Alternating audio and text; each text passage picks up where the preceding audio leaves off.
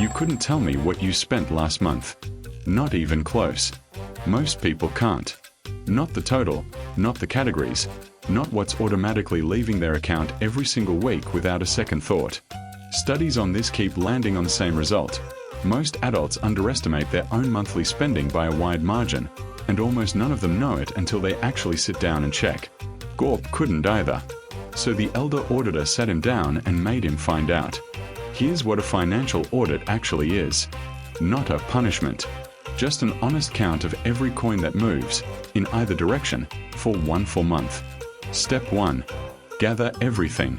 Every payment tablet, every trade receipt, every stone-carved subscription scroll, every scrap of record from the last 30 days. GORP dumped a full basket of them onto the desk, some crumpled, some he'd never even unrolled. Most of it he barely remembered agreeing to. Step 2. Sort every single coin into one of 3 piles. Needs, wants, and forgotten. Needs are simple. Food, shelter, the basics that keep you alive whether you enjoy them or not. Wants are the upgrades. The extra club polish. The fancier cave torches. The berries from the good vendor instead of the regular one. Forgotten is where it gets ugly. Small recurring charges nobody actively chose this month. Just charges that quietly renewed themselves in the background. GORP found 4. A hunting ground membership he hadn't visited in a season. A scroll subscription he forgot he even started.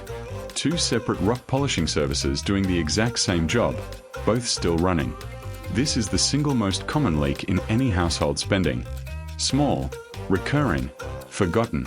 None of them feel big alone. Together, they were nearly a fifth of everything he spent that month.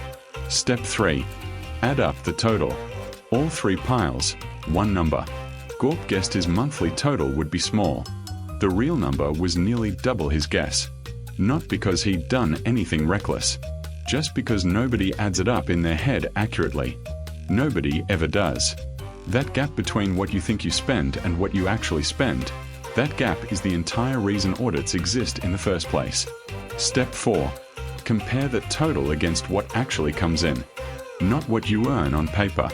What actually lands in your hand each month, after everything's already been taken out.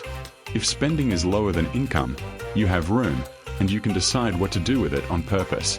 If it's higher, you're borrowing from your future self whether you've noticed or not, and eventually that catches up. Step 5.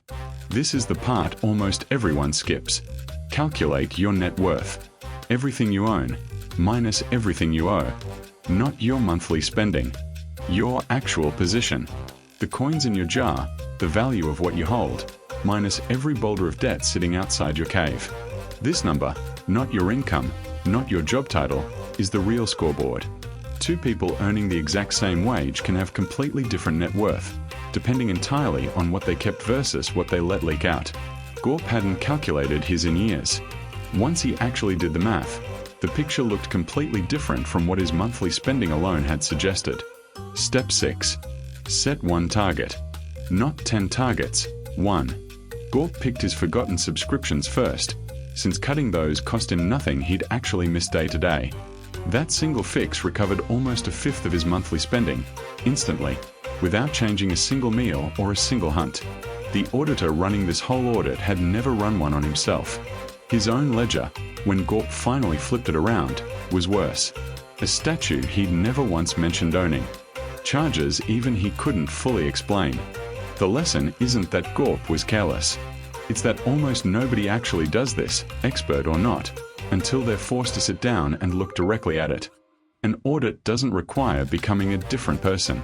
It requires one afternoon, 3 piles, and one honest total written down where you can't avoid seeing it. Most people avoid it because they're afraid of the number. The number was never actually the scary part.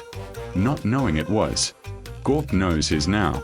So does his auditor, whether he wanted to or not. Pick one afternoon. Gather everything. Sort it into 3 piles. Add it up. Then check it against what actually comes in and what you actually own. You'll probably be wrong about your own guess too. Almost everyone is, the first time. Now you know exactly how to check. Subscribe to GORP.